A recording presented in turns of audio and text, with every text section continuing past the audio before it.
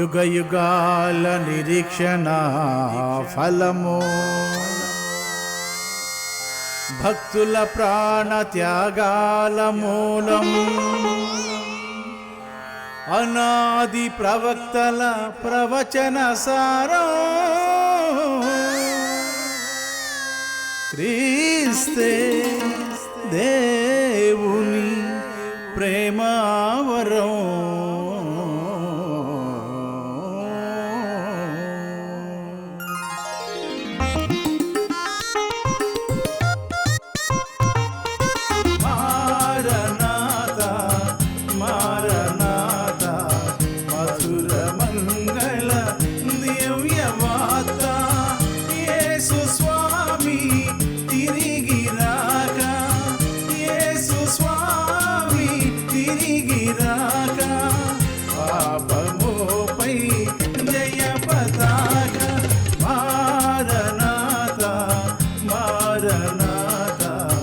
మధుర మంగళ దివ్య వార్త. సముద్రాలు ఘోషించే నామం,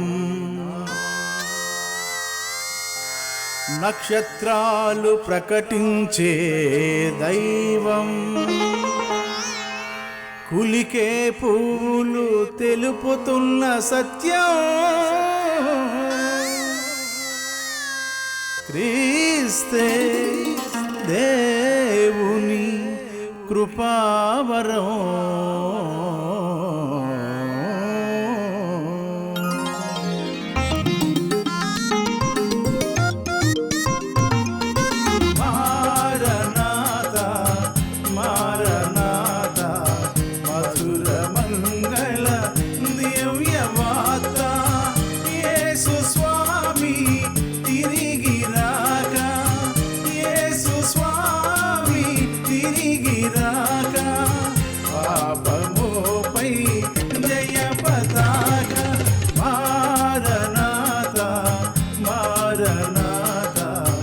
మధుర మంగళ దివ్య వార్త.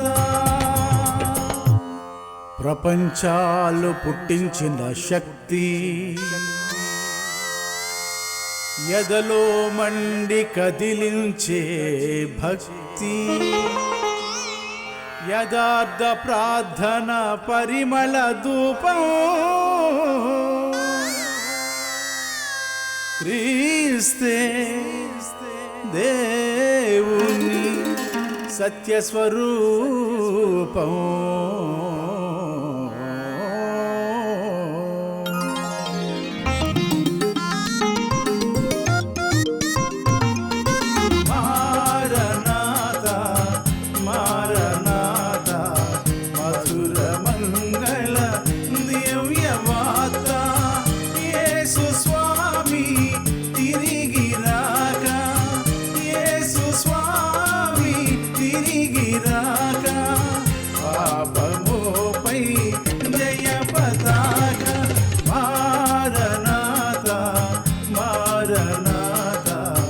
మధుర మంగళ దివ్య వార్త.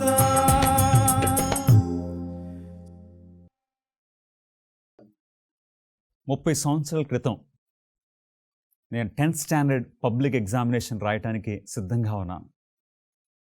మా క్లాస్మేట్స్ మేమందరం కూడా ఎగ్జామినేషన్ హాల్లో రెడీగా ఉన్నాము ఎగ్జామ్ రాయటానికి. ప్రిన్సిపల్ గారు ఉన్నారు, హెడ్ మాస్టర్ గారు ఉన్నారు. కానీ ఎగ్జామ్ స్టార్ట్ అవడానికి సమయము ఆసన్నమైన పరీక్ష పేపర్లు మాకు ఇవ్వలేదు. ఎందుకంటే పరీక్ష పేపర్లు అక్కడ ఉన్నవి, అక్కడ ఒక చక్కటి కవర్లో సీల్ చేసి ఎగ్జామినేషన్ డిపార్ట్మెంట్ నుండి పంపించిన ఆ పేపర్స్ అక్కడ ఉన్నవి. కానీ దానిని తెరిచే యోగ్యుడి కోసం ఎదురు చూస్తున్నారు. ఎవరు పడితే వారు ఆ పరీక్ష పేపర్లు తీసి మాకు ఇవ్వటానికి వీలు లేదు. ఎవరినైతే ఆ ఎగ్జామినేషన్ డిపార్ట్మెంట్ వారు ఎవరికైతే యోగ్యత ఇచ్చారో వారు మాత్రమే వచ్చి ఆ సీల్ తీసి ఆ పరీక్ష పేపర్లు స్టూడెంట్స్కి ఇవ్వటానికి అధికారం ఉన్నది. దేవుని యొక్క సింహాసనం దగ్గర కూడా తండ్రి అయిన దేవుని యొక్క కుడి చేతిలో ఒక గ్రంథం ఉన్నది. వెలుపట లోపట రాత కలిగిన ఒక గ్రంథం ఉన్నది. ఆ గ్రంథము 7 ముద్రలు వేసి ఉన్నది. ఆ గ్రంథమును తెరవాలంటే ఆ 7 ముద్రలు తీయాలి. వెంటనే యోహాను చూస్తున్నాడు. ఆ 7 ముద్రలు తీయడానికి, విప్పడానికి యోగ్యుడెవరని స్వరం వినపడగానే యోహాను ఇటు అటు చూశాడు. ఎవరు కనబడకపోయేసరికి బైబిల్ చెప్తున్నట్లుగా యోహాను ఏడవడం ప్రారంభించాడు, దుఃఖించడం ప్రారంభించాడు. అంతలో ఆ 24 పెద్దల్లో ఒకరు వచ్చి, యోహాను ఏడవద్దు, నువ్వు దుఃఖించిన అవసరం లేదు, నువ్వు బాధపడిన అవసరం లేదు, ఇదిగో చూడు, దావీదు చిగురు, యూదా గోత్రపు సింహము అనగానే యోహాను తన కన్నీళ్లు తుడుచుకుని చూస్తున్నాడు.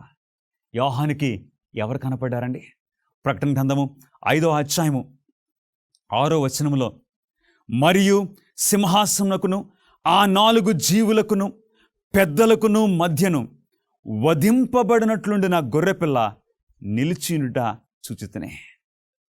దేవునికి స్తోత్రములు ప్రియులారా. యోహాను కన్నీళ్లు తుడుచుకుని చూసేసరికి దేవుని సింహాసనానికి సమీపంగా ఆ 24 పెద్దలు మధ్యలో, ఆ 4 జీవుల మధ్యలో మన ప్రభువైన యేసుక్రీస్తు వారు వధింపబడినట్లుండిన గొర్రెపిల్ల వలె యోహాను చూసినట్లు మనకు రాస్తూ ఉన్నాడు. యేసుక్రీస్తు వారిని వర్ణించడానికి యోహానికి ఇష్టమైన పదాల్లో గొర్రెపిల్ల అనే పదము ఒకటి. ఎందుకంటే యోహాను సువార్తలో బాప్టిస్మిచ్చి యోహాను యేసుక్రీస్తు వారిని చూసి, ఇదిగో లోక పాపములను మోసుకొని పోవు దేవుని గొర్రెపిల్ల. ప్రకటన గ్రంథంలో అనేక చోట్ల యేసుక్రీస్తు వారిని దేవుని గొర్రెపిల్లని యోహాను వర్ణిస్తూ ఉన్నాడు. ప్రభువైన యేసుక్రీస్తు వారిని సిలువేసినప్పుడు, ప్రభువైన యేసుక్రీస్తు వారు సిలువేయబడిన ఆ సమయంలో యేసుక్రీస్తు వారికి సమీపంగా ఉన్న ఆ శిష్యులు అందరూ కూడా విడిచి పారిపోయారు.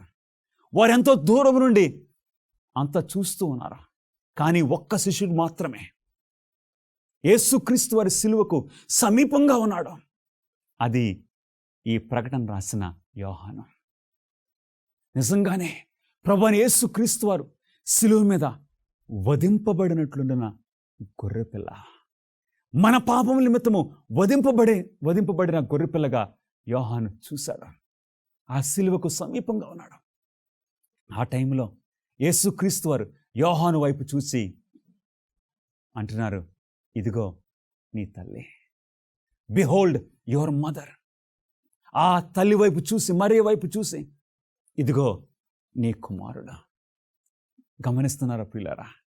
ఈ యోహాను ఎప్పుడైతే ఆయన కన్నీరు తుడుచుకుని అలా చూశాడో, ప్రభువైన యేసుక్రీస్తు వారిని చూశాడా? మనం ప్రకటన గ్రంథంలో గమనించవలసిన విషయము మీరు ఇప్పటికే గమనించారని నమ్ముచున్నాను. ప్రకటన గ్రంథంలో మనకు చక్కటి సింబల్స్ కనపడుతున్నాయి. ఆ 4 జీవులు సింహము వలె, లేకపోతే దూడ వలె, పక్షి రాజు వలె. ఆ పదాన్ని మర్చిపోవద్దు. వలె అంటే లైక్, వర్ణించటం. అలాగే యేసుక్రీస్తు వారు కూడా వధింపబడినట్లుండిన గొర్రెపిల్ల. వెంటనే ఎప్పుడైతే యేసుక్రీస్తు వారు తండ్రి అయిన దేవుని యొక్క సింహాసనం దగ్గరికి వచ్చి ఆ 24 పెద్దల మధ్యలో ఆ 4 జీవులకు సమీపంగా ఉండి ఆయన గ్రంథమును తీసుకొనగానే ఏం జరిగిందో మనం ఒకసారి చూద్దామండి. ప్రకటన గ్రంథము 5వ అధ్యాయము 7వ వచనములో, ఆయన వచ్చి సింహాసనమందు ఆసీనుడయుండువాని కుడి చేతిలో నుండి ఆ గ్రంథము తీసుకొనెను. ప్రభువైన యేసుక్రీస్తు వారు ఆ 7 ముద్రలు కలిగిన ఆ గ్రంథాన్ని తీసుకున్నారు. ఆయన దానిని తీసుకున్నప్పుడు ఆ 4 జీవులను, వీణులను, ధూపద్రవ్యములతో నిండిన సువర్ణ పాత్రలను పట్టుకుని ఉన్న ఆ 24 పెద్దలను ఆ గొర్రెపిల్ల ఎదుట సాగిలపడిరి. గమనిస్తున్నారా? యేసుక్రీస్తు వారు ఆ గ్రంథాన్ని తీసుకోగానే ఆ 24 పెద్దలు సాగిలపడి మన ప్రభువైన యేసుక్రీస్తు వారికి నమస్కారం చేస్తున్నారు.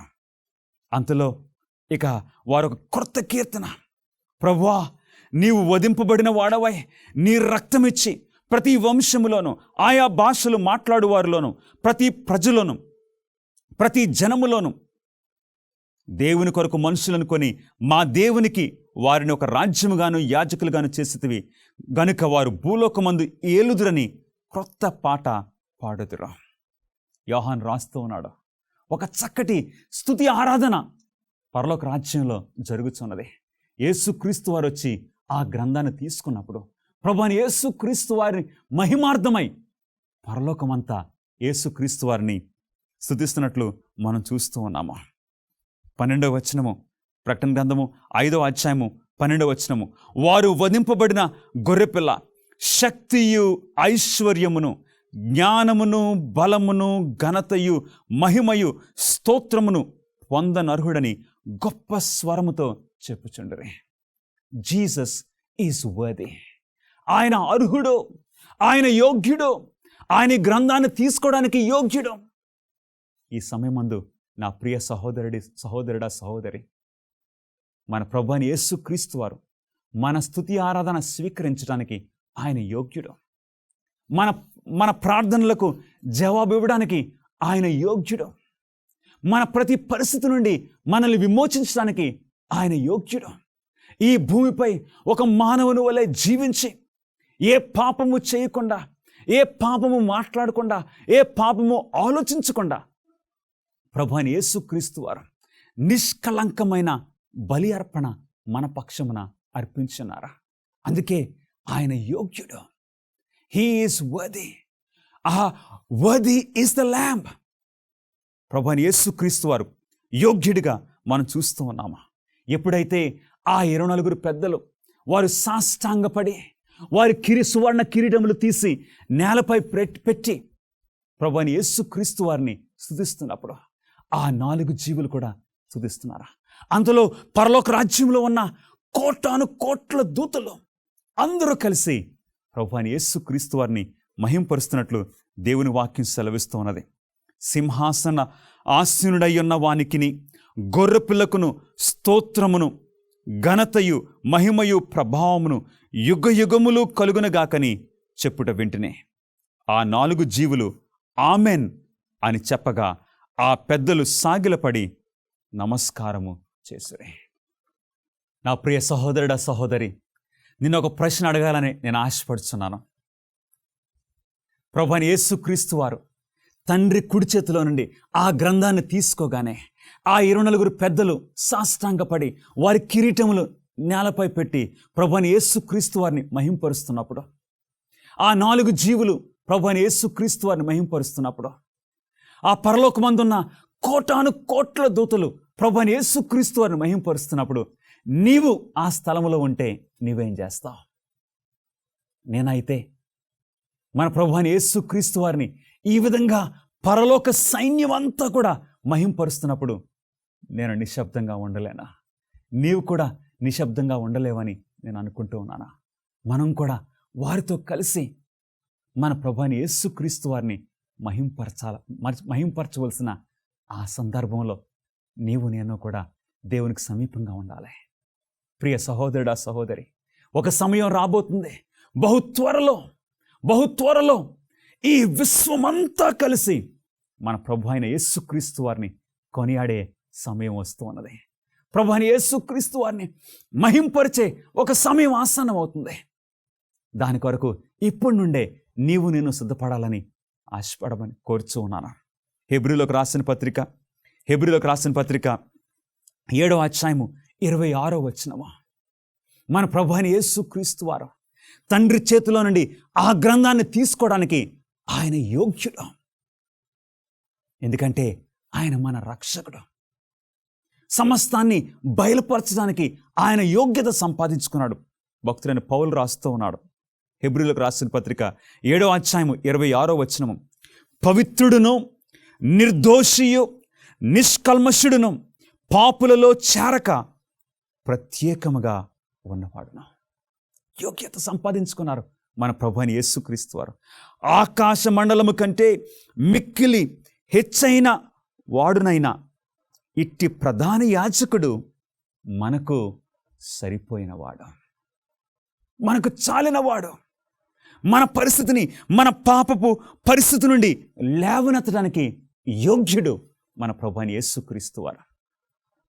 నీవే చెడు అలవాటుతో బాధపడుతున్నావో నాకు తెలియదు. నేను ఏ చెడు అలవాటుతో బాధపడుతున్నానో నీకు తెలియదు. ఎలాంటి ఇబ్బందుల్లో మనము కష్టపడుతూ ఉన్నామో మనకు గ్రహించలేకపోవచ్చు. కానీ ఎలాంటి పరిస్థితి నుండైనా సరే మనల్ని విమోచించడానికి మన ప్రభువైన యేసుక్రీస్తు వారు యోగ్యుడని ఈ వాక్యం మనకు సెలవిస్తున్నదే. ఇట్టి ప్రధాన యాజకుడు మనకు సరిపోయినవాడు.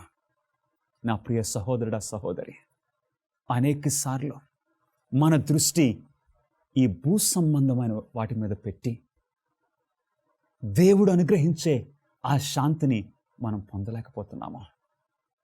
ప్రకటన గ్రంథము 4-5 అధ్యాయాల్లో యోహానుకు ఒక ఆహ్వానం ఇచ్చారు. ఇక్కడికి ఎక్కిరమ్ము. కొలస్సీలకు రాసిన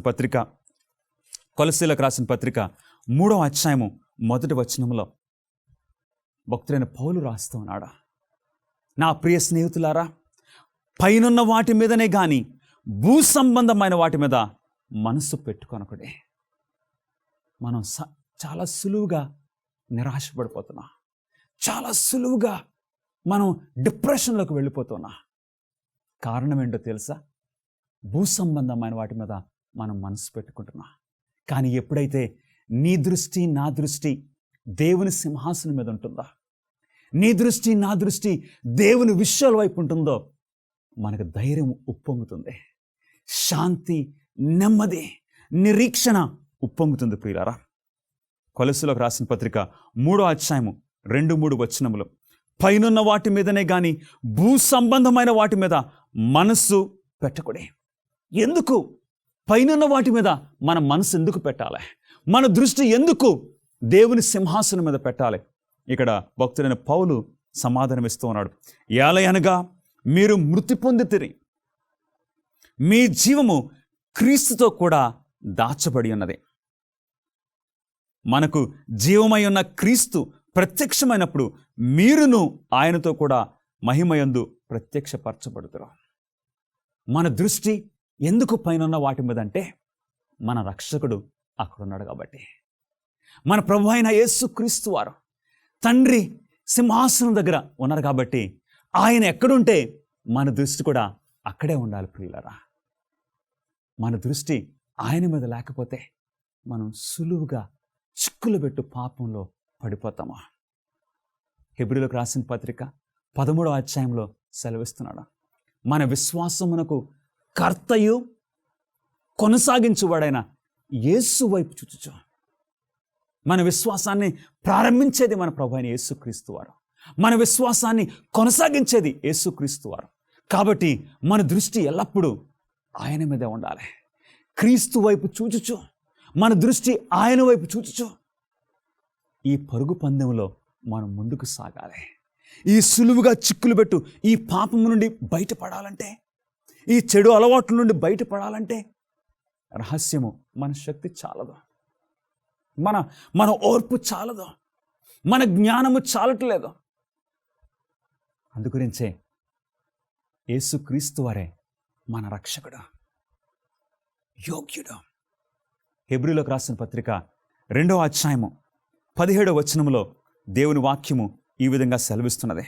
హెబ్రీయులకు రాసిన పత్రిక 2వ అధ్యాయం 17వ వచనము, కావున ప్రజల పాపములకు పరిహారము కలుగజేయుటకై దేవుని సంబంధమైన కార్యములలో కనికరమును నమ్మకమును గల ప్రధాన యాజకుడకు నిమిత్తము అన్ని విషయములలో ఆయన తన సహోదరుల వంటి వాడు కావలసి వచ్చెను. మన ప్రభువైన యేసుక్రీస్తు వారు మనవలే శోధింపబడ్డారు, ప్రతి విషయంలో శోధింపబడ్డారు.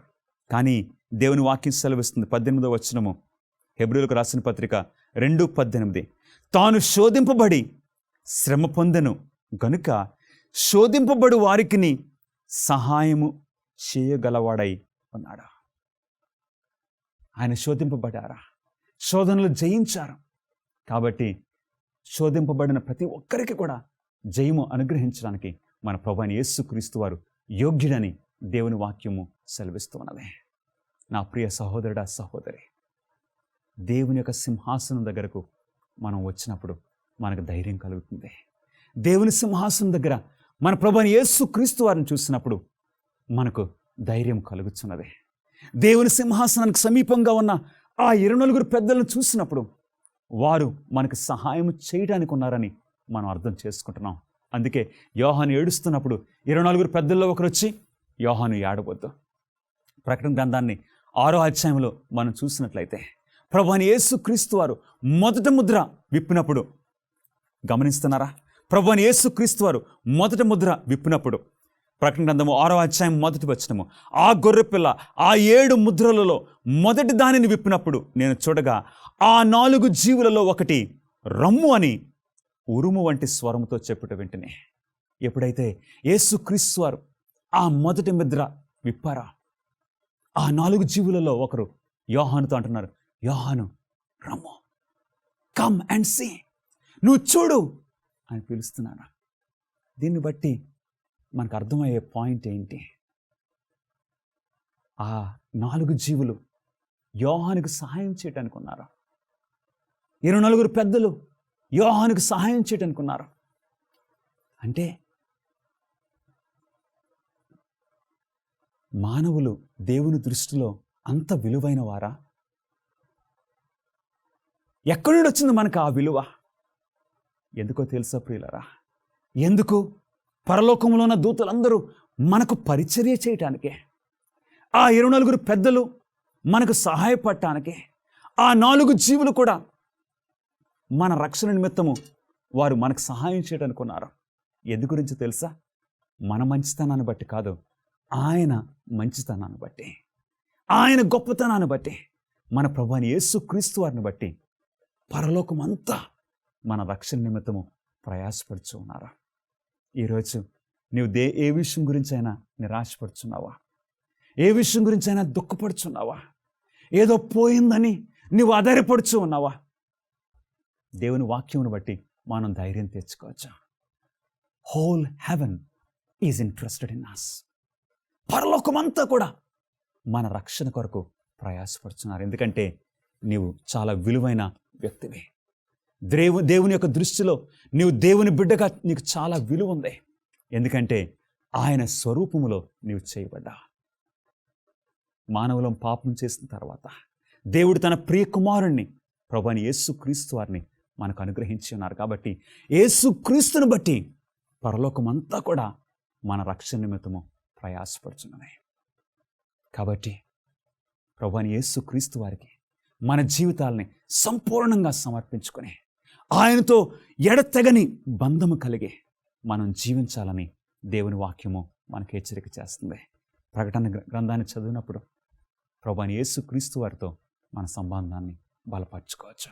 మరలా మనం కలుసుకున్నప్పుడు మొదటి ముద్ర, రెండవ ముద్ర, ఇట్లాగా ఈ ముద్రలన్నీ చదువుకుందాం.